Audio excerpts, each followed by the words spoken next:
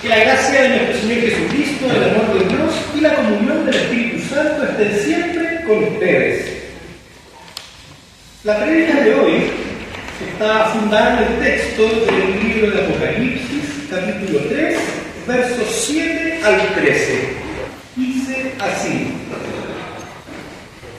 escribe también al ángel de la iglesia de Filadelfia. Esto dice el que es santo y verdadero, el que tiene la llave del rey David, el que cuando abre nadie puede cerrar y cuando cierra nadie puede abrir. Yo sé todo lo que haces. Yo sé todo lo que haces. Mira, delante de ti he puesto una puerta abierta que nadie puede cerrar, y aunque tienes poca fuerza, has hecho caso de mi palabra y no me has negado. Yo haré que los de la congregación de Satanás, los mentirosos que dicen ser judíos y no lo son, vayan a arrodillarse a tus pies para que sepan que yo te he amado. Has cumplido mi mandamiento de ser constante y por eso yo te protegeré de la hora de prueba que va a venir sobre el mundo entero para poner a prueba a todos los que viven en la tierra. Vengo pronto. Conserva lo que tienes para que nadie te arrebate tu premio. A los que salgan vencedores les daré que sean columnas en el templo de mi Dios y nunca más saldrán de allí. Y en ellos escribiré el nombre de mi Dios y el nombre de la ciudad de mi Dios, la nueva Jerusalén que llega del cielo de mi Dios. Y también escribiré en ellos mi nombre nuevo. El que tiene oídos, oiga lo que el Espíritu dice a las iglesias. Hermanos y hermanas, esta es palabra de Dios. Oremos. Señor, guía nuestro hablar y nuestro escuchar por la fuerza de tu Espíritu Santo. Amén. Pueden tomar asiento.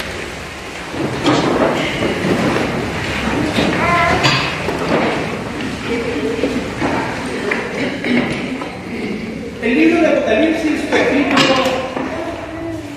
a finales del siglo I de nuestra era, en días muy difíciles para los cristianos que en su mayoría habitaban en el Imperio Romano.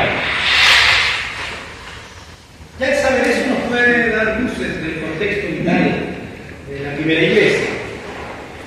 Estaban siendo brutalmente perseguidos y tenían mucho miedo a la muerte y también miedo a desaparecer como grupo, a desaparecer, que se extinga la iglesia. ¿Por qué tenían ese miedo? Porque sentían que había mucho por hacer, mucho por predicar. Muchas personas aún no habían oído hablar de Cristo y eso les preocupaba. La razón principal de la persecución fue la negativa de estos cristianos de adorar al emperador como Señor y como Dios. En ese tiempo, justamente, los emperadores se estaban deificando, ellos mismos se proclamaban como dioses. Y esto era impensable para ellos, para los cristianos, pues el único digno de alabanza y de adoración era Cristo Jesús. Pero qué fácil había sido, puede pensar más de algunos. Hago como que adoro, soy estratégico. Hago como que rindo homenaje al emperador, pero en mi conciencia sigo con mi fe firme. ¿Cuál es el problema? Si al final en mi corazón no hay nadie más que Cristo, ¿cuál es el problema? ¿Cuántos problemas nos habíamos ahorrado? Puede pensar más de alguno. Pero no es así. Los textos de las Escrituras y el obrar de los primeros cristianos nos demuestran otra cosa, que lo externo también vale. Lo externo también vale. No es solo el corazón. La fe en Cristo no es solo en lo interior. Eso parece estar en la base de la práctica de los cristianos. Entonces ya me pregunto, ¿cómo alabo al Señor? ¿Cómo lo hago? Porque no es solo una cosa interna, no es solo el corazón ni los pensamientos, no es solo raciocinio.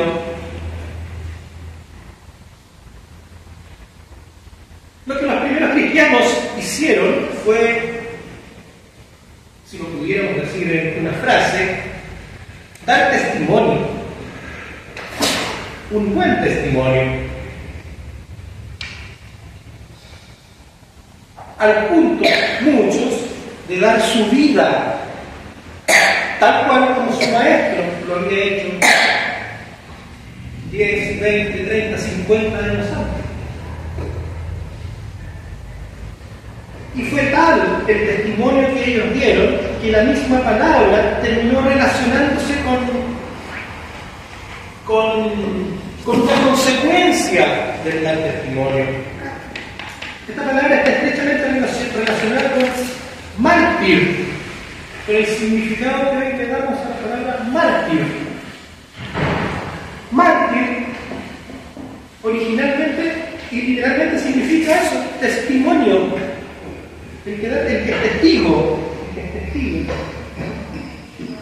Pero claro, el dar testimonio para los primeros cristianos fue tan problemático que muchos tuvieron que dar su vida, y el hecho de dar testimonio fue sinónimo de dar la vida. Por lo tanto, mártir pasó a significar dar la vida.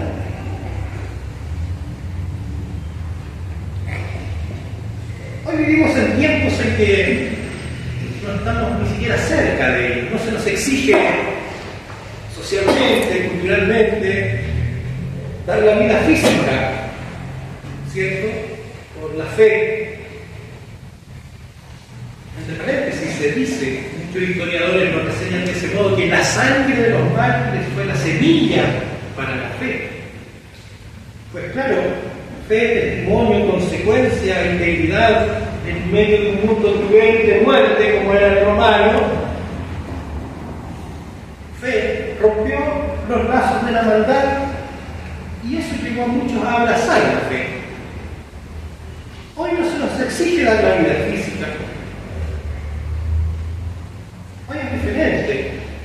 Pero yo me pregunto qué me pasa o qué nos pasa a cada uno de nosotros al oír estas historias, al oír estos comentarios. ¿Cómo nos asimilamos? ¿Simple crónica? ¿O me pasa algo con eso? ¿Tiene alguna relación el dar testimonio con tu experiencia de fe? ¿Cómo es tu experiencia de fe? ¿Adoras solo al Señor? ¿O quizás se han interpuesto entre tú y Él algunos ídolos modernos? Una necesidad imperiosa y obsesiva quizás de reputación, de buena reputación, de reconocimiento, de dinero, de estabilidad económica, o quizás alguna idea que tú amas mucho, o alguna ideología, etc. ¿Se habrá puesto algo de eso entre tú y Dios? ¿Cómo alabas al Señor?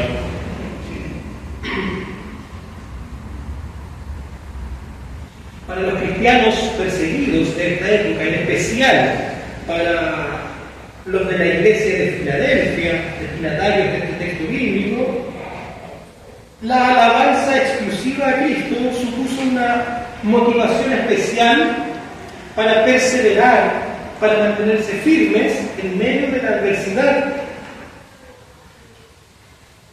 Y fue un gran estímulo para ellos, para seguir luchando contra el mal, para mantenerse en pie frente a las presiones culturales, políticas, del emperador, etc.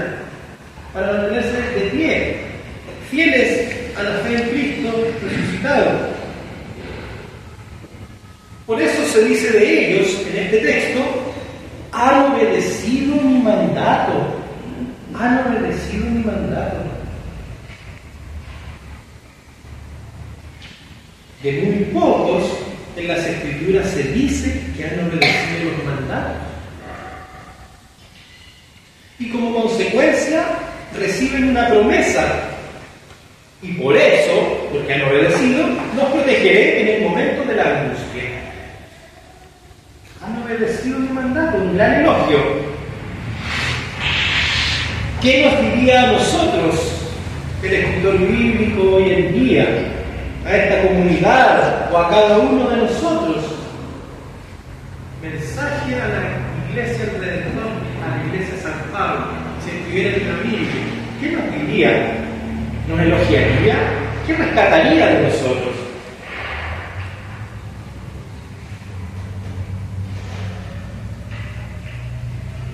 ¿Seríamos elogiados? ¿Cómo obramos como comunidad y como individuos en medio de la adversidad? ¿Cómo obramos en el mundo actual? Un mundo actual lleno de conflictos, de todo orden, políticos, económicos, sociales, relacionales, interpersonales. ¿Cómo obramos a partir de la fe? ¿Para qué me sirve la fe? ¿Por qué estoy aquí?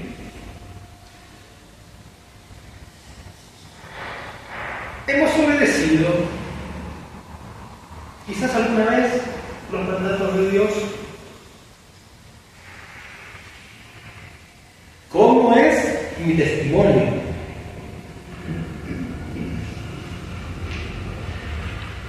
¿Soy parte de la solución? ¿O por el contrario, creo más problemas con mis actitudes, con mis palabras, con mis hechos?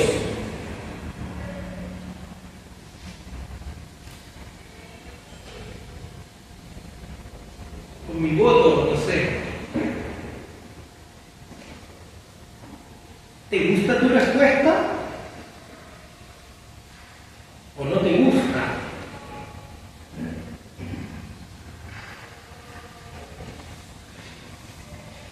En ningún caso, el mensaje del escritor a esta iglesia es de pesimismo. ¿Cómo va a ser de pesimismo?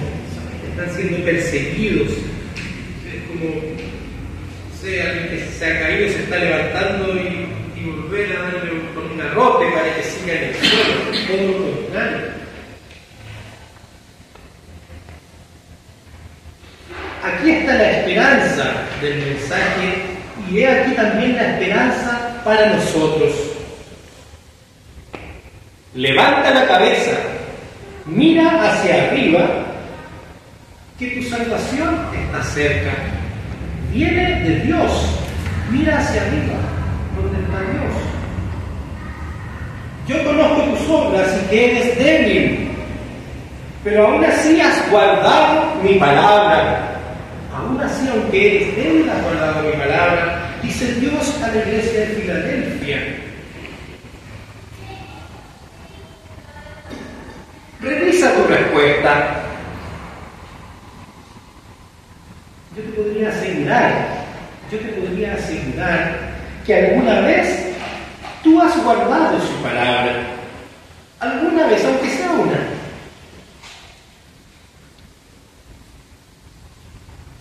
Por algo estás aquí. Vuelve a mirar arriba y busca el bien en el único lugar donde se halla. El único lugar donde está el bien verdadero y que no perece. Arriba, desde Dios. No hay otro proveedor. Cuando vivimos días convulsos, confusos, oscuros, tenebrosos, tendremos a buscar en lugares alternativos. Pero los cristianos de Filadelfia fueron perseverantes, guardaron la palabra, la mantuvieron. No hay otro proveedor del bien. Y esta es la alabanza más agradable.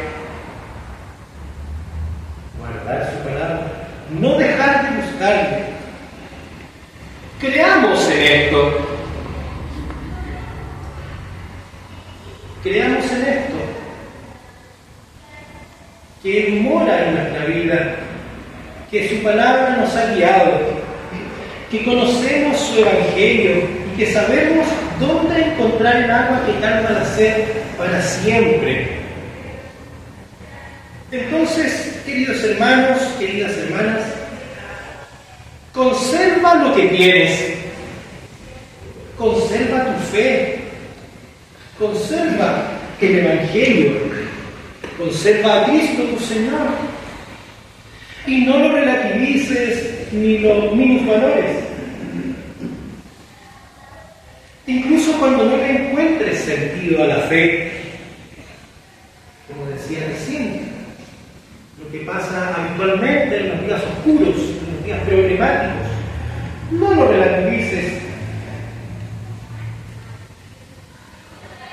Cuando no le encuentres sentido a tu vida, cuando la duda venga y te cubra, cuando no puedas ver bien al Señor, no sueltes tu fe, no la desprecies. Más bien, háblale a Dios, ora, pídele que aumente tu fe y que disipe la oscuridad. Pide que su Espíritu venga a tu vida para iluminarte y ten por seguro que lo hará. Suelta todo lo demás si quieres, suelta todo lo demás, todos tus otros deseos, pero nunca tu fe.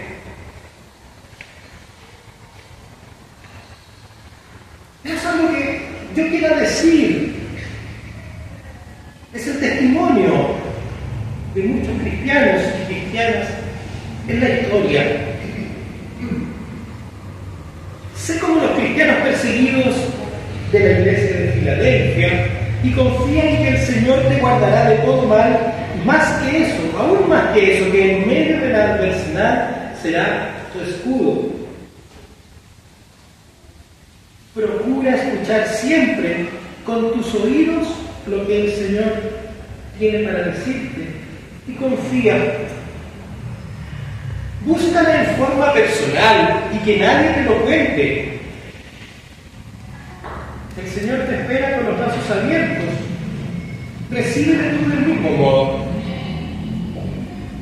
Que estas palabras den forma a tu sentido y a tus significados de la espera del nacimiento de Cristo para tu vida en este tiempo de Adviento. Que lo construya, que esta experiencia de la espera sea construida por esto y pueda el Redentor nacer en tu vida y brillar su estrella para mostrarte el camino correcto. Hermanos y hermanas, que el Señor bendiga en nosotros su palabra. Amén. Oremos. Señor, te agradecemos por tu palabra y te suplicamos que la selles en nuestros corazones, que de ella broten manantiales de vida y luz para nuestros caminos. Por Jesucristo te lo rogamos. Amén. Cantamos el siguiente himno.